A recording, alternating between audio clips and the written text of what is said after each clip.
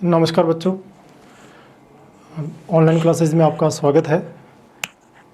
और आज का अपना जो टॉपिक है वो फिज़िक्स का, ये भी बहुत महत्वपूर्ण टॉपिक है। आज हम बात करेंगे गति के बारे में। गति के बारे में बात करते हैं तो 1D 2D 3D तीनों ही अपने पास होती हैं। तो आज हम बात कर रहे हैं फिज़िक्स के एक महत्वपूर्ण टॉपिक वन डायमेंशन मोशन के अंदर बात करेंगे। अक्सर इसमें से क्वेश्चन आते रहते हैं। बहुत ही इजी पार्ट है, बहुत आसान पार्ट है। अगर इसको ध्यान से समझा जाए तो ये बहुत ही इजी है। चलिए हम शुरुआत करते हैं कि मोशन कैसे होती है, कैसे हम पता करेंगे कोई चीज़ मोशन कर रही है या नहीं कर रही है। ठीक है, चलिए आज हमारा जो टॉपिक है वो एक विमीय गति है, वन डायमेंशन मोशन। देखिए, पहली बात तो मोशन, गति आदमी या कोई स्थान या वस्तु जब गति करती है तो हमें कैसे पता लगेगा कि वस्तु गति करती है। गति कैसे होगी, इसका जो निर्धारण है वो कैसे होगा। ठीक है, उसी के ऊपर अपने बात करेंगे। तो फिलहाल अपना जो टॉपिक है वो एक विमीय गति है, सिलेबस में द्विविमीय गति भी है। ठीक है, और आगे भी अपने बढ़ते जाएंगे। तो एक विमीय गति में सबसे पहले हम बात कर रहे हैं कि विराम तथा गति क्या है। देखो, गति जो है वो हमेशा सापेक्ष होती है, निरपेक्ष नहीं होती है। हमें गति कर रहे हैं या नहीं कर रहे हैं ये निर्भर करेगा कि हम किसके सापेक्ष देख रहे हैं। ठीक है, हमारे लिए एक ऐसी वस्तु चुनना जरूरी है जिसके सापेक्ष हम गति देख सकें। ठीक है, बिना किसी खास वस्तु के हम ये नहीं पता कर सकते कि वस्तु गति कर रही है या नहीं कर रही है। तो मान लो मैंने ये एक ऐसा एक स्थान चुना है, एक वस्तु चुनी है, हम इससे दूर जा रहे हैं या इससे पास आ रहे हैं। तो जब किसी एक नियत वस्तु या कोई विशेष जो ऑब्जेक्ट है उसके सापेक्ष हमारा स्थान परिवर्तन हो रहा है तो हम कहते हैं कि हम गति कर रहे हैं।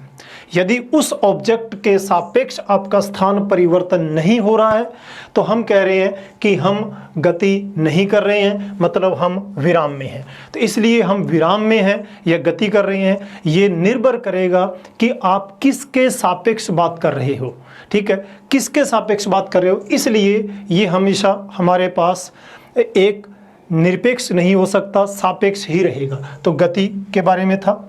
सबसे पहले हम इसमें डिस्कस करने वाले हैं निर्देश तंत्र।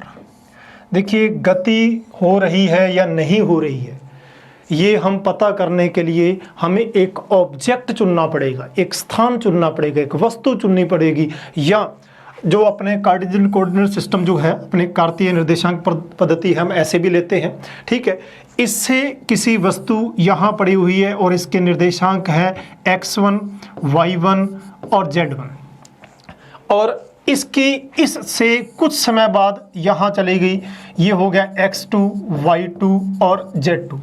तो इस मूल बिंदु के सापेक्ष वस्तु ने पहले A पर थी, अब वो B पर चली गई है, तो मूल बिंदु के सापेक्ष उसने अपना स्थान परिवर्तन किया है, तो ये हमारी गति है। ठीक है, तो हम किसके सापेक्ष देख रहे हैं उसको हम किस नाम से जानते हैं, निर्देश तंत्र कहते हैं। निर्देश तंत्र के आधार पर ही हम पता कर सकते हैं कि कोई वस्तु गति कर रही है या कोई वस्तु गति नहीं कर रही है।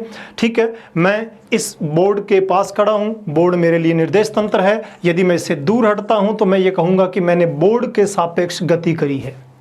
तो गति हो रही है नहीं हो रही है तो मेरे लिए ये बोर्ड निर्देश तंत्र का काम किया। तो इस प्रकार से निर्देश तंत्र वो वस्तु, स्थान या कोई भी व्यक्ति, कुछ भी हो सकता है, जो हमारे लिए एक ऑब्जेक्ट का काम करेगा और उसके सापेक्ष हम देखेंगे हम दूर जा रहे हैं या पास आ रहे हैं।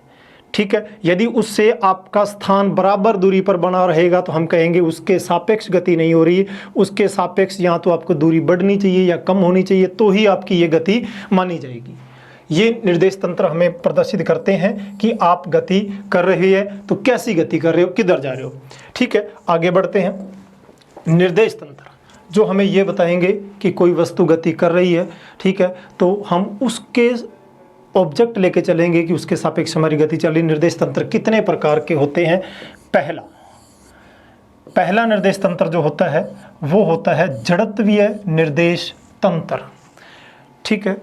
देखो, जड़त्वीय निर्देश तंत्र कौन से होते हैं?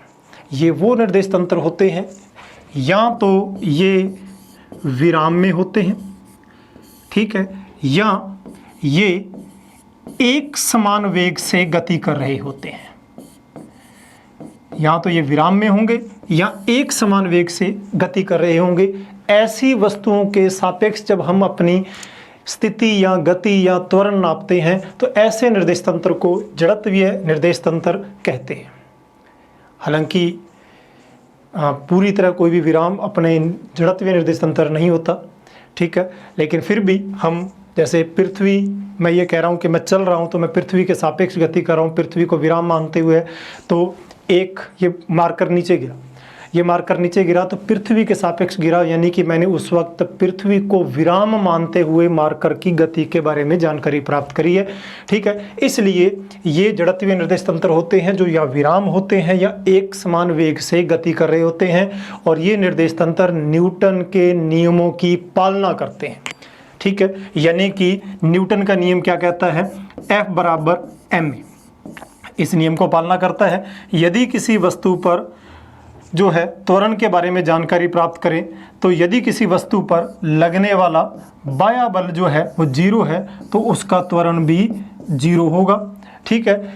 इस प्रकार से जो अपने ये कहें कि अगर बाह्य बल उसके ऊपर प्रभावी है नॉट इक्वल टू 0 तो हो सकता है त्वरण नॉट इक्वल टू 0।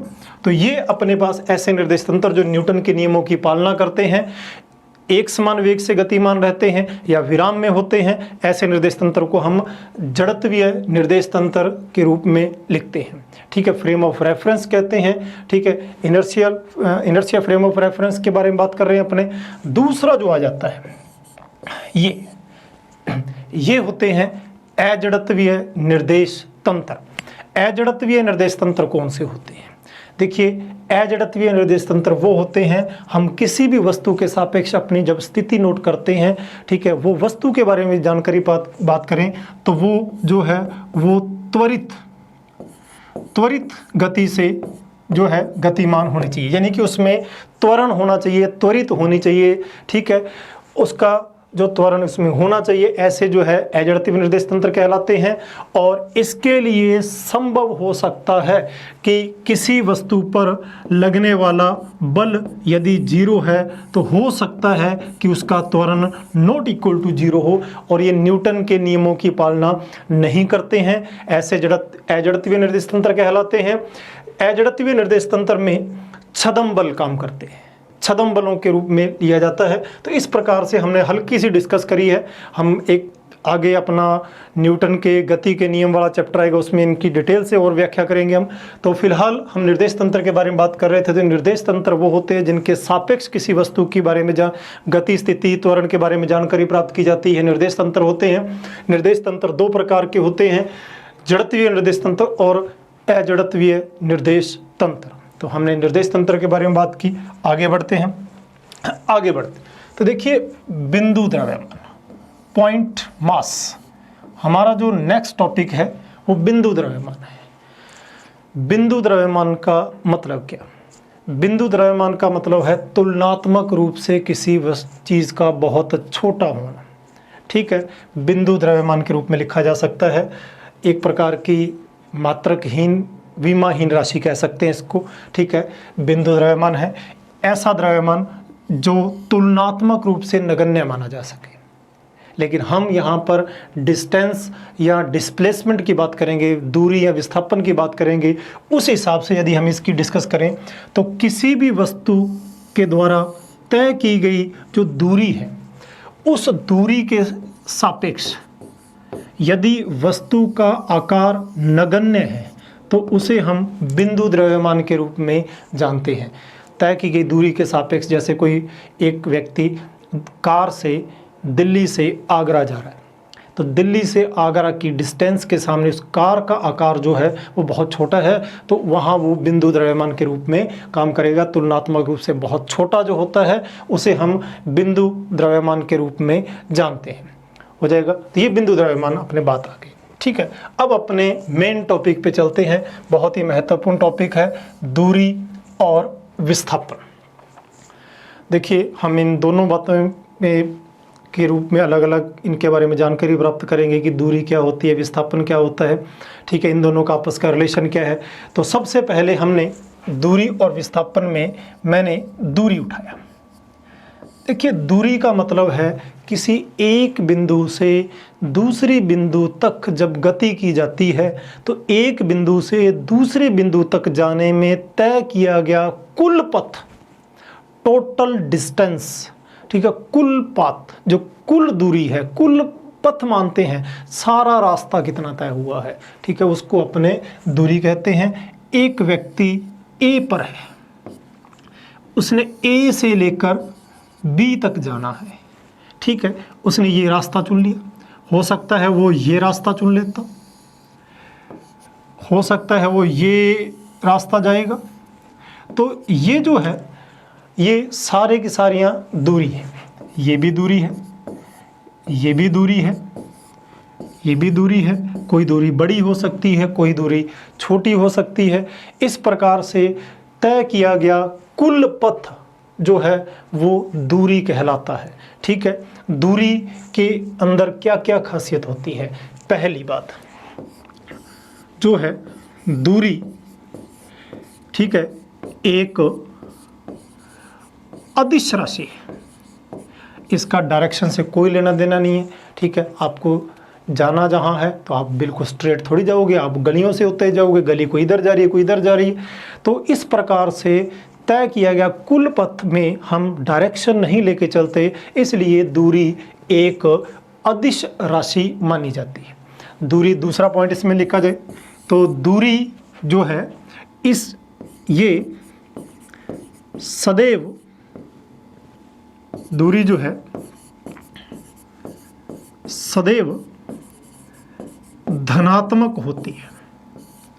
दूरी जो है वो सदैव धनात्मक होती है। इसका क्या मतलब, आपने किसी पॉइंट से एक बार ए पॉइंट से यदि आप चले गए बी तक 1 मीटर, यदि आप बी से वापस लौट के आ गए ए तक तो 1 मीटर। तो इस प्रकार से दूरी कम नहीं होगी, दूरी बढ़ती ही जाएगी। एक बार 0 से यदि हम बढ़ गए तो वापस 0 नहीं होगी। जितना हम चलते जाएंगे वो हमारे में जुड़ता जाएगा, चाहे आप स्ट्रेट जा रहे हो, चाहे वापस आ रहे हो, चाहे कैसा भी है। तो तय किया गया कुल पथ जो है वो दूरी कहलाता है। दूरी सदैव धनात्मक होती है। ठीक है, आगे बढ़ते हैं। तीसरी बात, अगर इसके दूरी का मात्रक बात की जाए तो मात्रक देखो सबसे अच्छा कौन सा होता है, मीटर में भी मापा जाता है, सेंटीमीटर में भी मापा जाता है और फुट में भी मापा जाता है। 3 तो अपने पद्धतियाँ लेके चले थे अपने MKS, CGS, FPS, उसके अकॉर्डिंग है। बाकी किलोमीटर में भी होती है और दूरी माइल में भी होती है, यार्ड भी होती है, बहुत यूनिट है, लेकिन मेन यूनिट है दूरी के मात्रक ही है। यदि हम इसकी डायमेंशन की बात करें, डायमेंशन यानी कि विमा, विमा जो है M0, L1, T0, ये दूरी के विमा आ गई है। तो हमने बात की कि दूरी जो है तय किया गया कुल पथ को हम दूरी कहते हैं। ठीक है, यहाँ तक दूरी की बात आती है। अगर कोई आप ए बिंदु से बी बिंदु तक जा रहे हो तो आपकी दूरी ये जो है x है। यदि आप ए बिंदु से बी बिंदु तक गए, बी से सी बिंदु तक गए तो ये x और ये y, तो आपकी जो दूरी है वो कितनी हो जाएगी, x प्लस y। यदि आप ए बिंदु से बी बिंदु तक गए x और फिर B से वापस A तक आ गए x, तो आपकी जो दूरी है वो कितनी हो जाएगी, 2x हो जाएगी। इसी प्रकार यदि कोई आप पूरा एक सर्कल तय करते हो जिसकी रेडियस त्रिज्या r है, अगर आप एक पूरा चक्कर लगाते हो, ए से शुरू होकर ए पर वापस आ जाते हो, तो जो आपकी दूरी है वो दूरी कितनी हो जाएगी? पूरी एक परिधि हो जाएगी, 2πr हो जाएगी। और इसी प्रकार यदि आप हाफ सर्कल तय करते हो, ठीक है, और ये आर रेडियस का है, हाफ सर्कल तय करते हो, तो आपकी जो दूरी है वो हाफ सर्कल आप जानते ही हो कितना होता है, πr। तो ये सारी की सारी आपकी दूरियां हैं। तय किया गया कुल पथ, चाहे आप दाएं चले बाएं चले किधर भी चले, हमेशा जुड़ती जाएगी, कभी भी वापस लेस नहीं होगा, हमेशा जुड़ता जाना है। तो ये सारा का सारा मामला अपने पास दूरी का आ गया। चलिए अब आता है बहुत ही महत्वपूर्ण बात जिस पर क्वेश्चन आते हैं, डिस्प्लेसमेंट यानी कि विस्थापन।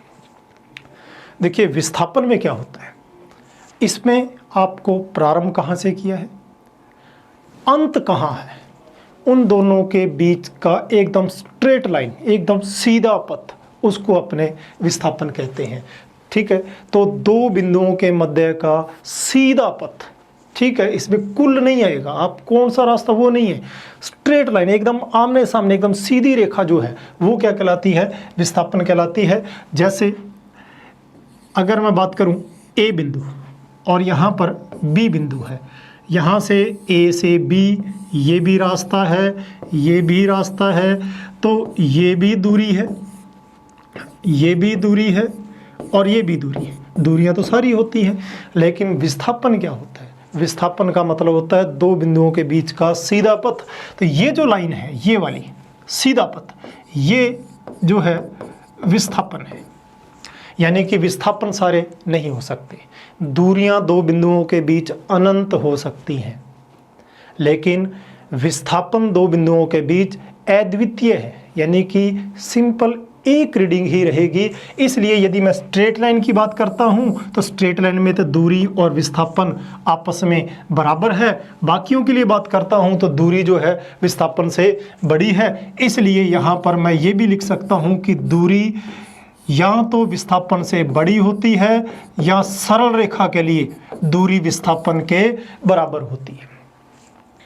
ठीक है, तो ये अपने पास आ गया विस्थापन, दो बिंदुओं के मध्य का एकदम सीधा पथ जो है वो विस्थापन कहलाता है।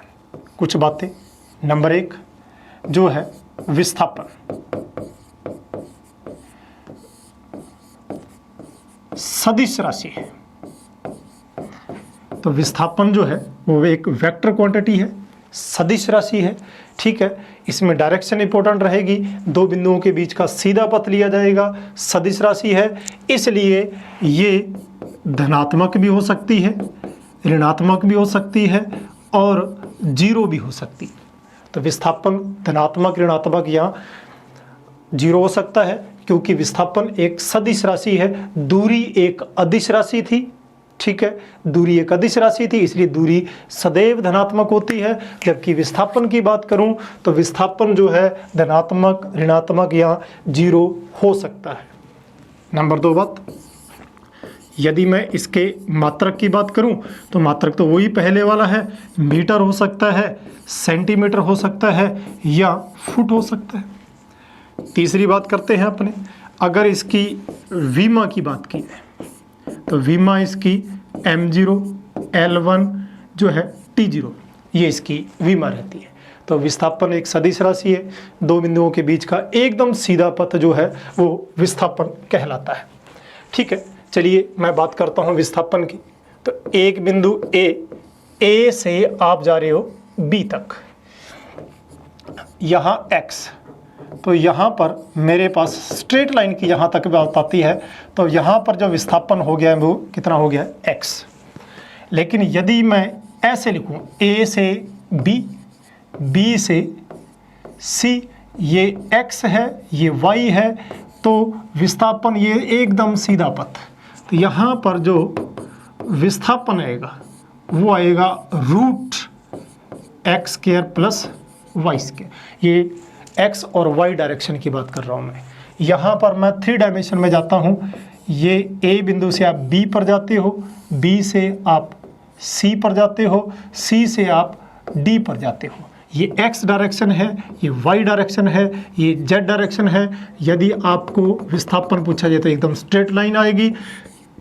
यहाँ पर मान आएगा x square plus Y square plus Z square. तो ये यहाँ का विस्थापन आ जाएगा। अगर आपसे ये कहा जाए कि एक वस्तु पहले A से B तक गई है और फिर B से वापस A तक लौट के आ गई है, तो वस्तु जहाँ से चली थी वहीं आ गई है, तो दूरी तो x और x यहाँ पर 2x हो जाएगी। लेकिन यदि मैं विस्थापन की बात करूं तो यहाँ डिस्प्लेसमेंट यानी कि विस्थापन कितना हो गया है, 0 हो गया। यदि मैं यहाँ बात करूं, एक वस्तु A से x गई, फिर ये वापस x आया और फिर यहाँ से और पीछे चला गया नीचे की ओर, ठीक है। x A से B तक गए, B से C तक आए, C से D तक आए। आपने ये देखो A से इनिशियल प्रारंभ में किधर गए थे, ऊपर, लास्ट आपका कहाँ है, नीचे। तो आप यहाँ पर अगर देखा जाए तो विस्थापन कितना आएगा, तो विस्थापन आएगा x पहले डायरेक्शन, ये रिवर्स है, माइनस x, यहाँ पर भी क्या आ गया है, माइनस x। तो यहाँ विस्थापन बच गया आपके पास माइनस x। तो यानी कि धनात्मक भी हो सकता है, ऋणात्मक भी हो सकता है, 0 भी हो सकता है। यदि आप पूरा एक चक्कर लगाते हो, यदि एक पूरे सर्कल पे चक्कर लगाते हो, सर्कल पे R अगर एक पूरा चक्कर लगाते हो, तो पूरा चक्कर लगाने पर जो आपका विस्थापन है वो कितना हो चुका होगा, 0 पूरा चक्कर लगाने पर। और यदि आप आधा चक्कर लगाओगे तो विस्थापन कितना होगा, आधा चक्कर। आधा चक्कर लगाने पर यहाँ देखिए, यदि मैं आधा चक्कर लगाता हूँ ऐसे यहाँ तक, A से B तक जा रहे हो आधा, तो सीधा पथ है, सीधा पथ है, ये दूरी R है, तो इसमें ये भी दूरी R है, तो इनके बीच का ये जो सीधा पथ है वो व्यास बनेगा। यदि मैं यहाँ पर विस्थापन की बात करता हूँ तो यहाँ पर विस्थापन R प्लस R यानी कि 2R हो जाएगा आधे चक्कर का। तो इस प्रकार से हम विस्थापन के बारे में पता कर सकते हैं कि विस्थापन यहाँ पर कितना आएगा, ठीक है। तो ये अपने बात की है विस्थापन की। अगर जैसे अपने बात की जाए कि कई बार क्वेश्चन ऐसे आ जाता है कि एक व्यक्ति है, वो एक ग्राउंड में चक्कर लगा रहा है, ठीक है, एक ग्राउंड में चक्कर लगा रहा है और वो अपना चक्कर पूरा करता है। जब चक्कर पूरा करता है तो बोल समझ लेना जहाँ से चला था वहीं आ गया, और जहाँ से चला था वहीं आने का मतलब क्या हो गया कि उसका विस्थापन 0 हो गया है, ठीक है। एक इसी प्रकार जो एक क्वेश्चन में ये कहा गया था कि एक व्यक्ति जो है वो पूरा चक्कर लगा रखा है, तो उसमें लिखा था कि व्यक्ति 40 सेकंड में एक चक्कर लगाता है, 40 सेकंड में एक चक्कर लगाता है। इसका मतलब क्या हो गया कि व्यक्ति जब दौड़ता है, एक पूरा चक्कर सर्कल पे लगा रहा है व्यक्ति, ठीक है, तो 40 सेकंड बाद अगर वो A से दौड़ शुरू करता है तो वापस कहाँ आ जाता है, वो A पे आ जाएगा, A पर वापस आ जाएगा। इसका मतलब ये हो गया 40 सेकंड बाद उसका जो विस्थापन है कितना होगा, 0 होगा, ठीक है। 40 सेकंड में एक चक्कर लगाता है। यदि मैं कहूँ 80 सेकंड तो इसका मतलब क्या होगा, एक और चक्कर लगा लेगा, विस्थापन फिर 0। अगर मैं कहूँ 120 सेकंड, तीसरा चक्कर लग जाएगा, विस्थापन 0। लेकिन क्वेश्चन में ये पूछा था कि 2 मिनट 40 सेकंड में विस्थापन कितना होगा। अब जरा देखो, पहली बात तो 40 सेकंड बाद उसका जो है विस्थापन कितना हो जाता है, 0 हो जाता है। 40 सेकंड बाद विस्थापन 0 हो जाता है, ठीक है। 40 नहीं था, यहाँ 20 था।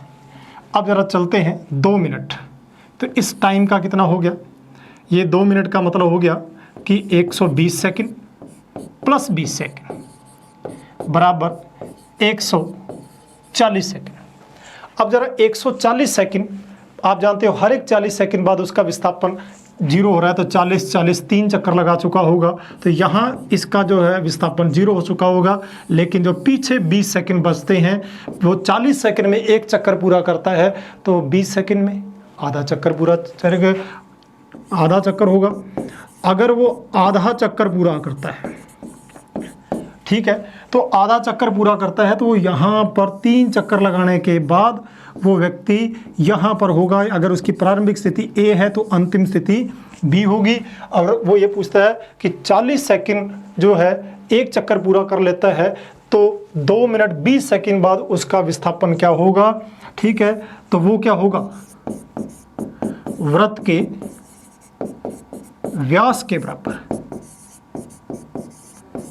वृत्त के व्यास के बराबर, यानी कि कितना होगा, 2r विस्थापन होगा। ठीक है, जैसे मैं पहले कह रहा था कि 2 मिनट 40 सेकंड होते, तो आप जानते हैं 2 मिनट 40 होने का मतलब उसका विस्थापन जीरो हो जाता। ठीक है, मैंने यहाँ 20 ले लिया तो आधा चक्कर हो गया। अब इसके डाटा दे दे, वो ये कह दे कि वो वृत्त है, उसकी इतने मीटर त्रिज्या है, तो इस हिसाब से आप क्वेश्चन को सॉल्व कर सकते हैं। तो हमने 2 बातें पढ़ी हैं, एक पढ़ा हमने दूरी, एक पढ़ा विस्थापन। दूरी 2 बिंदुओं के बीच की कुल पथ है, कोई भी हो सकती दूरी। विस्थापन 2 बिंदुओं के बीच का सीधा पथ है। ठीक है, फिर भी यदि हम इन दोनों की तुलना करवाएं तो इन दोनों के बीच की तुलना करवाने पर हमें क्या कुछ प्राप्त होता है। ठीक है, पहला पॉइंट देखिए, विस्थापन का परिमाण 2 स्थितियों के न्यूनतम संभव दूरी के बराबर होता है। ठीक है, क्या कहना चाह रहा आपको, ए 2 बिंदु, बी विस्थापन का परिमाण 2 स्थितियों के न्यूनतम दूरी। न्यूनतम दूरी क्या होती है 2 बिंदुओं के बीच की, स्ट्रेट लाइन। तो ये जो है ये क्या है, विस्थापन है, लेकिन ये दूरी भी है। ठीक है, ये भी दूरी है लेकिन ये विस्थापन नहीं है, ये भी दूरी है लेकिन ये विस्थापन नहीं है। तो अगर अपने बात की जाए तो ये क्या कहना चाह रहा है, न्यूनतम संभव दूरी के बराबर होता है, यानी कि न्यूनतम दूरी जो है वो सीधी है, उसके बराबर विस्थापन है, बाकी दूरियां सारी बड़ी होंगी। इसलिए उसने ये कहा कि दूरी जो है विस्थापन के बराबर या बड़ी हो सकती है। ठीक है, परिमाण इसलिए ले लिया क्योंकि विस्थापन धनात्मक, ऋणात्मक या जीरो हो सकता है। तो ये इन दोनों के बीच की पहली तुलना आ गई है। ठीक है, आगे बढ़ते हैं। गतिमान कण के लिए दूरी कभी ऋणात्मक, ठीक है, अथवा शून्य नहीं होती। ये दूरी मैंने पहले भी कह दिया था कि जो दूरी होती है वो मैंने पहले बताया था, ये सदैव धनात्मक होती है। ठीक है, इसमें ना तो नेगेटिव होगा ना ही जीरो होगा। अगर आप दूरी चल पड़े हैं उसके बाद आप नेगेटिव या जीरो नहीं हो सकती, वापस लौट के आओगे, इसका मतलब आप x मीटर गए हो, x मीटर वापस आ गए हो, तो 2x मीटर हो गया है। ठीक है, दूरी जो है कभी भी नेगेटिव नहीं हो सकती। नंबर 2 बात, दूरी कभी वापस जीरो नहीं हो सकती। यदि आपने एक बार निर्देश तंत्र से के सापेक्ष गति प्रारंभ कर दी तो आपकी दूरी हो सकती। जबकि विस्थापन के बारे में क्या है, विस्थापन मैं बार बार कह रहा हूँ कि धनात्मक, ऋणात्मक या शून्य हो सकता है। तो हमने इसके बारे में बात करी है। आगे बढ़ते हैं। ठीक है, 2 बिंदुओं के मध्य गति के लिए विस्थापन अद्वितीय फल होता है। अद्वितीय, 2 बिंदुओं के बीच विस्थापन एक ही होता है। कौन होता है, स्ट्रेट लाइन, न्यूनतम दूरी, वही विस्थापन होगा। ठीक है, और कुछ नहीं हो सकता। जबकि दूरी जो है वो वास्तविक पथ पर निर्भर करती है। इसके अनंत मान हो सकते हैं, इसके कितने भी मान हो सकते हैं दूरी के। ठीक है, लेकिन विस्थापन एक होता है जो न्यूनतम दूरी होती है। तो ये हमने दूरी और विस्थापन के बारे में बात करी थी। चलिए अब हम इसका एक विस्थापन के ऊपर एक क्वेश्चन लेते हैं। ठीक है, विस्थापन के ऊपर एक क्वेश्चन लेते हैं। देखो, विस्थापन जो है वो दिशा पे निर्भर करता है, और दिशा को पता करने के लिए हमने, देखिए, इस प्रकार से डायरेक्शन के लिए में भी बनाया जाता है कि इस प्रकार से हम दिशा के लिए सॉल्व कर सकते हैं।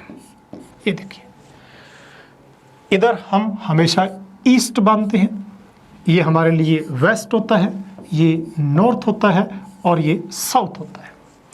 ईस्ट, वेस्ट, नॉर्थ और साउथ, ये जो डायरेक्शन होती है ये वाली है। ये जो डायरेक्शन होता है इसको नॉर्थ ईस्ट कहते हैं, और ये डायरेक्शन पे एंगल हम कितना बढ़ा के चलते हैं 45। अगर मैं इस डायरेक्शन की बात करूं तो ये डायरेक्शन जो होती है वो नॉर्थ वेस्ट होती है, 45 डिग्री के एंगल पर होती है। अगर मैं इस डायरेक्शन के बारे में बात करूं तो ये साउथ वेस्ट होती है ये डायरेक्शन। और यदि मैं इस डायरेक्शन के बारे में बात करूं तो ये साउथ ईस्ट डायरेक्शन होती है। इसके हिसाब से हमें ये क्वेश्चन सॉल्व करने होते हैं कि ये क्वेश्चन कैसे सॉल्व होगा। चलिए सबसे पहले हम इस क्वेश्चन के बारे में डिस्कस करते हैं कि ये क्वेश्चन में क्या कह रहा है। कहता एक व्यक्ति है 30 मीटर उत्तर दिशा में जाता है। 30 मीटर, देखो सदिश है, आपको परिमाण भी याद रखना है कि किसका कितना है किसका नहीं है। ठीक है, पहली बात तो हमें परिमाण के रूप में लेके चलना पड़ेगा। तो मैं यहाँ से शुरुआत कर लेता हूँ। चलो, एक व्यक्ति ये लीजिए यहाँ गया है 10 मीटर 10 मीटर, ये भी 10 मीटर का टुकड़ा है, ये भी 10 मीटर का टुकड़ा है, ये भी 10 मीटर का टुकड़ा है। और मेरे को उसने कहा है कि ये किधर जा रहा है, नॉर्थ डायरेक्शन में जा रहा है।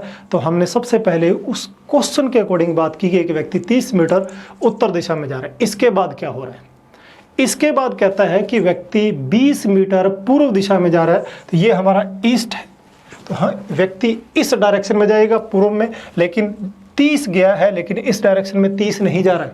कितना जा रहा है 20। इसका मतलब ये दूरी, ये जो विस्थापन है ज़्यादा है, ये जो है कम रहेगा। तो हमने यहाँ तक भेज दिया, ये 10 और ये भी 10, यहाँ पहुँच गया, ईस्ट में आ गया। उसके बाद क्या कहता है, अंत में व्यक्ति 30√2 दक्षिण पश्चिम में जा रहा है। दक्षिण पश्चिम, साउथ जो है वेस्ट में जा रहा है। तो साउथ और वेस्ट डायरेक्शन ये होती है, यानी कि ये डायरेक्शन। अब जरा मैं यहाँ से अगर इस डायरेक्शन को लेके चलता हूँ तो यहाँ आएगा। क्यों? क्योंकि ये एंगल कितना बनेगा, मैंने कहा 45।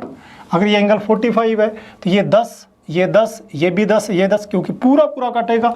ठीक है, एक त्रिभुज बनेगा यहाँ पर 45, क्योंकि ये 90 डिग्री का है, ये 45 का, तो ये भी 45 का होगा। लेकिन चलना कितना, उसको 30√2 मीटर चलना है। ये कितना है 10 10 10 10, तो ये हो जाएगा 20। और ये भी दूरी कितनी है 20, तो ये 20 है, ये भी 20 है, तो ये आ जाएगी 20√2। ठीक है, ये 20√2 यहाँ तक चल पड़ा है आदमी, लेकिन हमारा भी पथ खत्म नहीं हुआ है। हमें 20√2 कैसे है पता लग गया ना। ये देखो 10 10, ये कितना है 20, ये भी कितना है 20, तो ये 20√2 आ जाएगा। लेकिन अभी हमें चलना है 30√2। अभी 20√2 चले हैं और आगे बढ़ो, हम यहाँ पहुँचेंगे। ये बाकी की दूरी आपने तय कर ली है 10√2, 20√2, 10√2, सारी दूरी कितनी हो गई है 30√2। आप यहाँ पहुँच के, आपका प्रारंभिक बिंदु A था, अंतिम बिंदु आपका B है, आप यहाँ पहुँचे। ठीक है, अब हमें ये पता करना है कि व्यक्ति का विस्थापन कहाँ है। पहली बात तो ये रहा, अगर डायरेक्शन की बात करें, ये होता है आपका ईस्ट, ये वेस्ट, नॉर्थ और साउथ।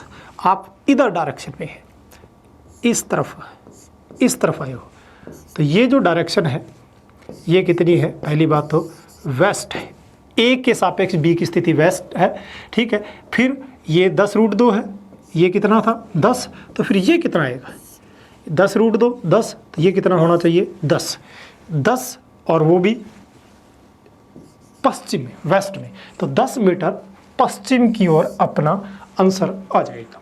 इस प्रकार से जब क्वेश्चन सॉल्व करते हैं तो आपको एंगल विशेष रूप से याद रखने हैं, ध्यान देना है एंगल के रूप में। तो ये क्वेश्चन बहुत ही आसान होते हैं, इजीली सॉल्व हो जाते हैं। आगे बढ़ते हैं। क्वेश्चन नंबर 2, प्रारंभ में पृथ्वी के संपर्क में 1 मीटर त्रिज्या वाले पहिए का किसी बिंदु का विस्थापन क्या होगा जब पहिया क्षैतिज आगे की ओर आधा चक्कर लगाता है। हाफ सर्कल, आधा चक्कर चलता है। आधा चक्कर का मतलब क्या हो गया कि मान लो आपका पहिया यहाँ पर है और आप यहाँ पर चल रहे हैं, ये पहिया है और आप पहिए की ये जो त्रिज्या है r है। ठीक है, और हमें इसने प्रश्न में ये कह रखा है कि जो त्रिज्या है वो उसने दे दिया है कि r बराबर कितना दिया हुआ है, 1 मीटर ऑलरेडी इसने दे दिया है।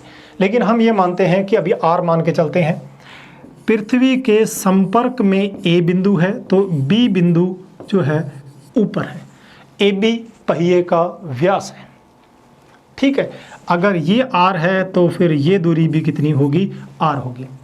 अब आधा चक्कर बढ़ने पर क्या होगा, देखो पूरा चक्कर लगाएगा तो इसका मतलब जो बिंदु जहाँ है घूम के वहीं आ जाएगा तो पूरा चक्कर हो गया। आधा चक्कर का मतलब यहाँ से शुरू होगा, घूमेगा घूमेगा, A ऊपर चला जाएगा और B नीचे आ जाएगा और कुछ समय बाद ये टायर यहाँ पहुँच जाएगा आपका। जब B बिंदु नीचे आ चुका होगा, A बिंदु ऊपर जा चुका होगा, तो ये समझ लेना कि आपने आधा चक्कर तय कर दिया है। यदि घूम के A वापस नीचे आ जाएगा तो पूरा चक्कर हो जाएगा। लेकिन क्वेश्चन में हमें पूरे चक्कर की बात नहीं कही गई है, प्रश्न में हमें आधा चक्कर बात किया गया है, इसलिए मैंने आधा चक्कर है। और ये जो दूरी है ये भी r है, ये भी r है, यानी कि ये 2r है। हमें क्या पूछा है, विस्थापन। तो पहिए के किसी बिंदु का विस्थापन क्या होगा, किसी बिंदु का विस्थापन, अपने A बिंदु का विस्थापन लेते हैं। और विस्थापन का मतलब होता है कि A की प्रारंभिक स्थिति क्या थी, A की अंतिम स्थिति क्या है, उनके बीच का सीधा पथ विस्थापन कहलाता है। तो A ये रहा, अब A ये रहा, इनके बीच का सीधा पथ तो ये रहा, सीधा पथ ये रहा। और ये जो सीधा पथ है यही इसका विस्थापन कहलाएगा। सीधा पथ जो है विस्थापन है। हमें यही सीधा पथ पता करना है, कितना है। ध्यान दो, ये कितना है, ये अगर बात की जाए तो ये परिधि, आधी परिधि जमीन को टच करेगी। आधी परिधि का मतलब होता है पाई आर, ये दूरी पाई आर है। अच्छा, ये कितना है, ये आर और आर 2r है। और एक ट्राइंगल बन गया मेरे पास। ठीक है, ये ट्राइंगल इस टाइप से बन गया मेरे पास। हमें ये चाहिए, ये पाई आर है, ये कितनी है 2r है, और ये आपका विस्थापन है। हमें विस्थापन चाहिए तो एक त्रिभुज बन गया, कर्ण स्क्वायर बराबर आधार स्क्वायर प्लस लंब स्क्वायर। तो इससे हम जो है विस्थापन पता करेंगे। तो विस्थापन बराबर अंडर रूट कर्ण स्क्वायर प्लस आधार स्क्वायर, यही तो मैं कह रहा हूँ। ठीक है, तो हम पाई आर का स्क्वायर प्लस 2r का स्क्वायर, पाई आर का स्क्वायर प्लस 2r का स्क्वायर, ये आ जाएगा। चलिए, अब हमें चाहिए विस्थापन।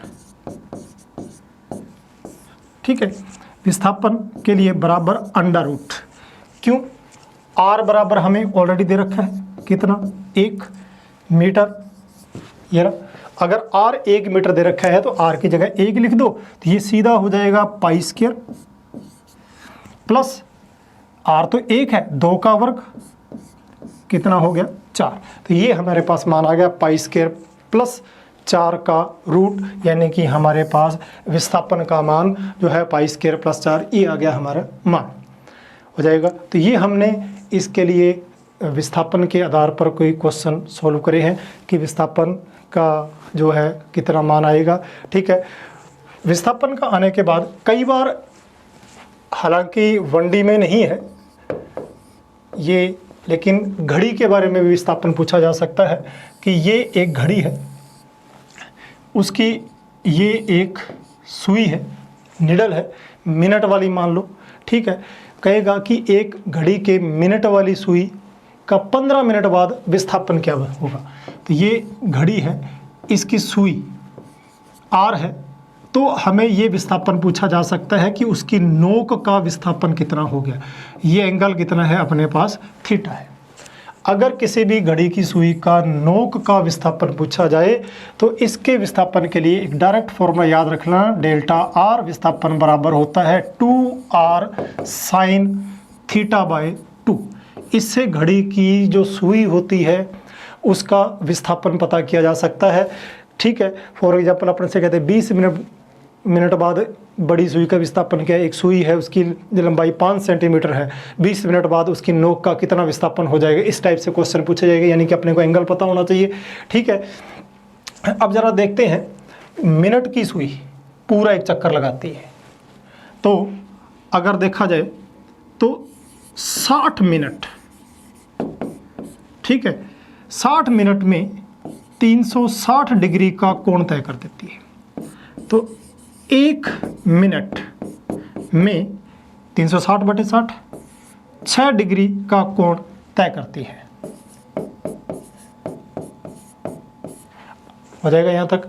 अब अपने को पूछा जाए कि एक घड़ी है, ठीक है, और उसके बारे में पूछा जाए, मान लो जैसे मैं अभी बात करता था कि सुई की लंबाई 5 सेंटीमीटर है, ठीक है, 20 मिनट बाद विस्थापन क्या होगा? 20 मिनट बाद विस्थापन क्या होगा, यह पूछा है। सबसे पहले तो मुझे इसमें r का मान यानी कि लंबाई दे दिया गया है 5 सेंटीमीटर। उसके बाद 20 मिनट बाद, तो मेरे फॉर्मूले के लिए मुझे ये पता होना चाहिए कि कोण कितना है।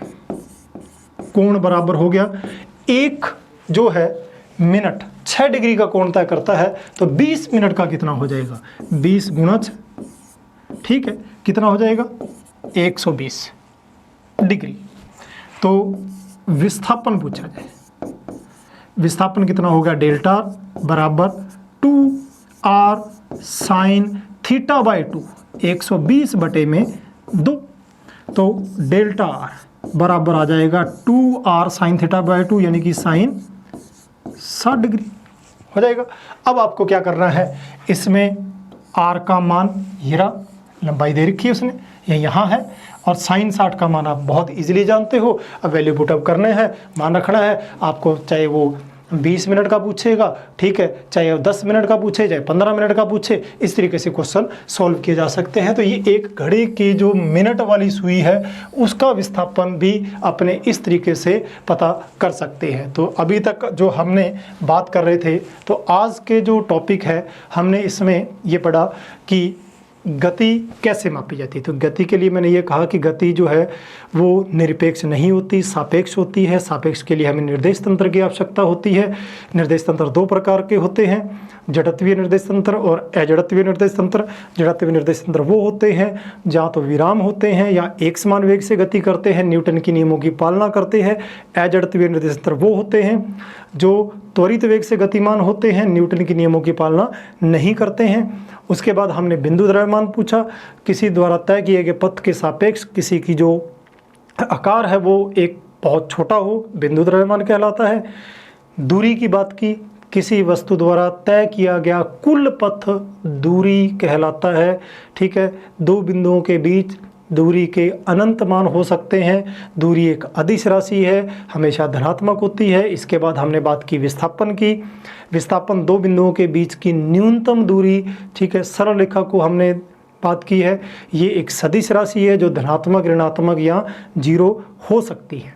तो हमने इसके बारे में डिस्कस करी है, ठीक है। इसके बारे में आप क्वेश्चन और न्यूमेरिकल देखिए, न्यूमेरिकल के बारे में थोड़ा स्टडी कीजिए, और ज़्यादा से ज़्यादा न्यूमेरिकल करोगे तो उतना ही टॉपिक अच्छा होता जाएगा आपका।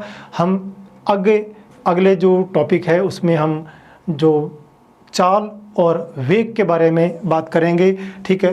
तब तक के लिए जय हिंद।